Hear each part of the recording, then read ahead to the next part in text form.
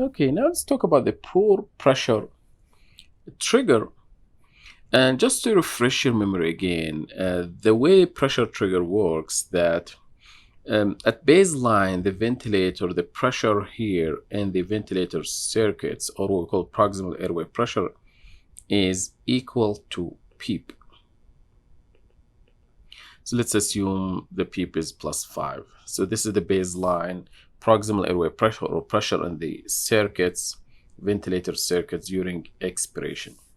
What happens, the trigger here, the patient's trying to breathe, that will decrease intrathoracic pressure and eventually decrease alveolar pressure, and that will be transmitted to the ventilator circuits.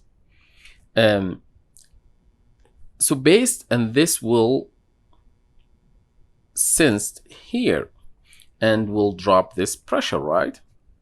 So basically we put a threshold, let's say 3 centimeter H2O. So if there is a drop by 3 centimeter from 5 to 2, then the ventilator will sense, oh, there is the patient trying to breathe, let's deliver a breath. So the patient has to drop the pressure by 3 centimeter H2O. So there's two issues now could happen. Let's talk about the first one. If the patient is weak inspiratory effort, so the patient has to be able to contract his inspiratory muscle, the diaphragm, of course. Diaphragm and the intercostal muscle to, as we explained, please refer to my video on breathing physiology, has to do these contractions to drop the pressure in the chest and to be transmitted to the ventilator. So if you are having a critically ill patient with a very weak inspiratory effort, so the contraction of diaphragm and intercostal muscles will not be that effective and will not lead to an adequate drop on the pressure and will be less than the threshold.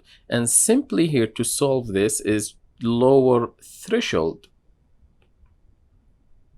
from 3, for example, let's say to 2, right? Or 1.5, whatever, to solve this problem. Again, how do you tell if the patient having this issue? You will see the patient is moving, trying to breathe, moving his inspiratory muscles, but the ventilator only giving the backup rate, not listening to these triggers because the patient is not reaching the threshold.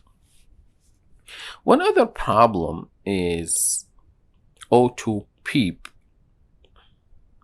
As you know, O2 PEEP, and please go back to my O2 PEEP videos to know it in exact details.